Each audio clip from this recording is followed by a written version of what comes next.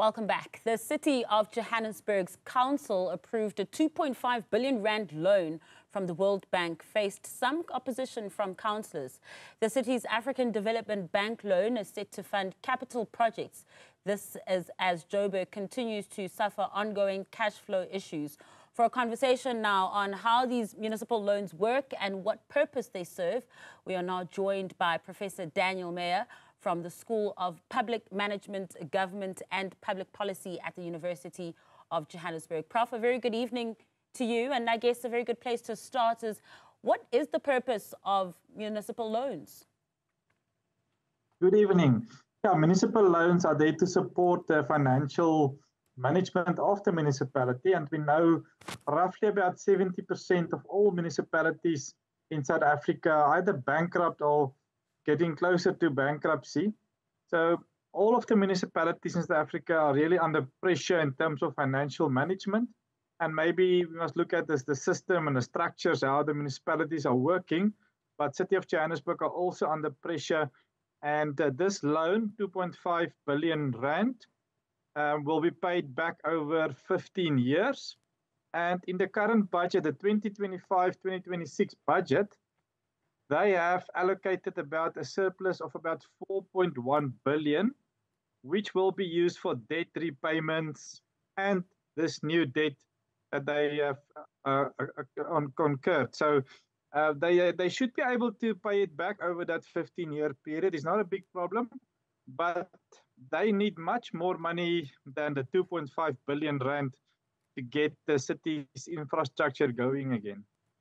Yeah, and as you're speaking about 70% of municipalities being bankrupt or close to bankrupt as well, when you think about these municipal loans, Prof, do they not create a buffer for poor financial management, knowing that you can rely on a saving of this loan?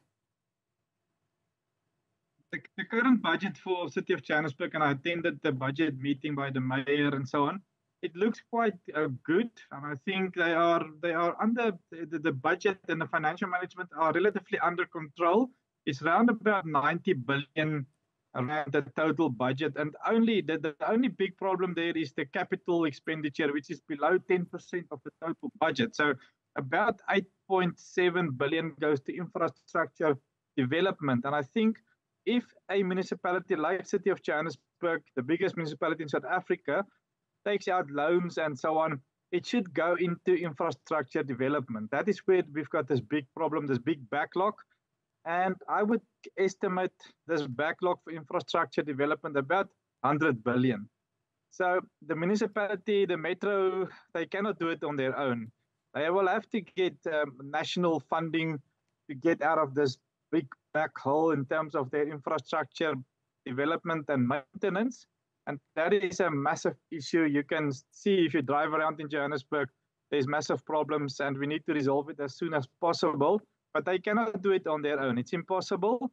And the whole financial model for local government will have to be revised. For example, if you look at the Polish local government model, 40% of all personal tax that's paid in a local municipal area, like City of Johannesburg, so 40% of personal tax goes to the municipality. Because then me and you, if we stay in City of Johannesburg, we know where our taxes are going. We know how it's going to be spent in infrastructure and new, let's say, community facilities, and everything that we need is going to be spent locally.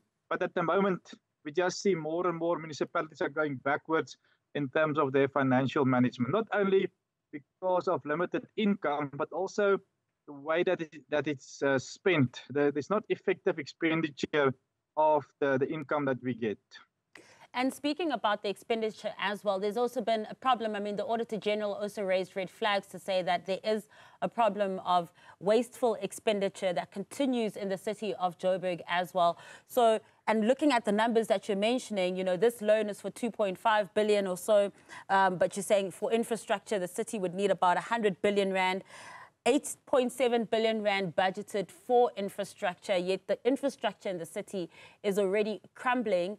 So is this a case of borrowing from Peter to pay Paul, but you're kind of just chasing your tail? It looks like it. You're 100% correct there because, as I said, there's a surplus of 4 billion in the budget, which they could have used for infrastructure development, but they have got already other debt. For example, the Eskom debt is around about, I think, close to, 2 or 3 billion, which they owe already. So they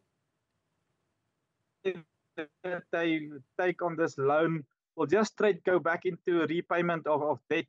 So it doesn't contribute to infrastructure development. And as we know, that is the one place that we need across South Africa. We need to improve our infrastructure. Infrastructure leads to economic development and growth. And that is the main priority that we need. Roughly about 27% of the city of Johannesburg goes to 27% of the budget goes to the employee cost, and about 50% goes to bulk purchasing of water, electricity, repayments of debt, and council not officials, but also councillors. So there's a lot of money going to administration and not a lot of money going to development of the city. So if that's the case as well, Prof, considering that they're saying that this money will also help with capital projects, will there even be money left for those capital projects? And is this the money that should be used for capital projects, loans? Little bits of that money will be allocated for capital expenditure. And all of it should be allocated for capital expenditure, but they're going to just take this loan to repay debt that they've got and to make sure they are secure in terms of financial management. But the 4 billion surplus will be used to repay some of this debt, and the 2.5 will not. I think if 10% goes to infrastructure development, it will be a lot. I must say that City of Johannesburg as the biggest municipality with about 6 million people, 15% of the economic of GDP in South Africa, and it consisted about 12 previously combined municipalities, about 40,000 employees, average salary of about 350,000 rand per year. It's a massive organization to manage. And I would say that it is just too big to manage it effectively. It's just too big to get on the right track.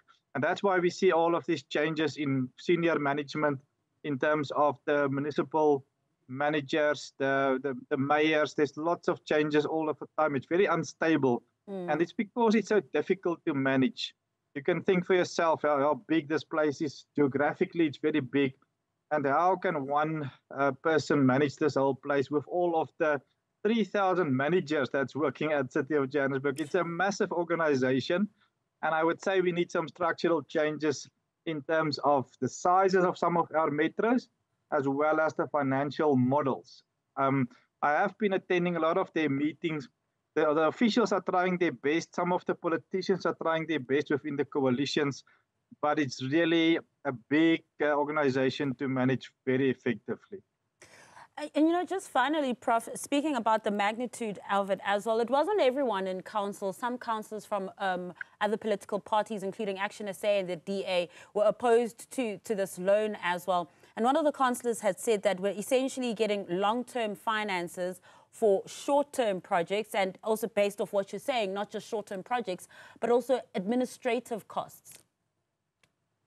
Yeah, most of the money will go to administration cost, and not a lot goes into maintenance also. So I'm talking about capital investment, new capital project, but also the maintenance is very small percentages of the budget. So we're going backwards and backwards. And as I said in the beginning, the national government will have to step in and allocate more funding to local government in general, not only City of Johannesburg, but all of the municipalities. 257 municipalities are struggling because of the financial model.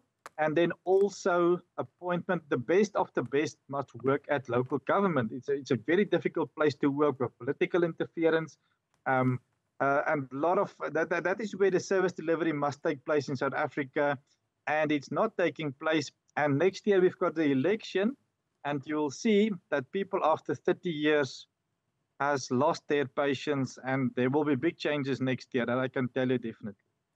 Well, we wait and see. Prof. Meyer, thank you so much. Always a pleasure to get your insights. That, of course, is Professor Daniel Meyer.